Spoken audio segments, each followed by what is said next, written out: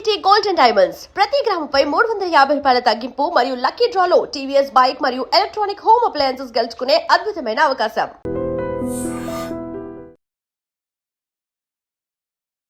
వియత్నాంలో ఫూక్యూక్ ద్వీపం సమీపంలో పర్యాటకులతో వెళ్తున్న పడవ మునిగిపోయింది. ఈ ప్రమాదంలో 15 మంది మృతి చెందగా పలువురు గల్లంతయ్యారు. ప్రమాదానికి గురైన పడవలో ఆంధ్రప్రదేశ్, తెలంగాణ రాష్ట్రాలకు చెందిన వారు ఉన్నట్లుగా సమాచారం. భారత్కు చెందిన ఓ మొబైల్ కంపెనీ తమ 250 మంది డీలర్లను బిజినెస్ ట్రిప్ కోసం వియత్నాం తీసుకెళ్లింది. వీరిలో ఏపీ నుండి 35 మంది, తెలంగాణ నుండి 40 మంది ఉన్నారు.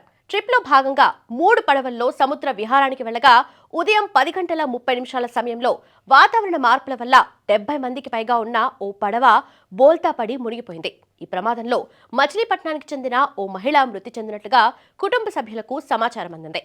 వియత్నాంలోని భారత ఎంబసీ ఈ ఘటనపై తక్షణమే స్పందించింది. రెస్క్యూ టీమ్స్ రంగంలోకి దిగి సహాయక చర్యలు చేపట్టాయి. ప్రమాదం నుండి బయటపడిన కొందరిని ఆసుపత్రికి తరలించి ఐసీయూలో చికిత్స అందిస్తున్నారు. బాధితుల సమాచారం కోసం భారత ఎంబసీ ప్రత్యేకంగా కంట్రోల్ రూమ్ను కూడా ఏర్పాటు చేసింది.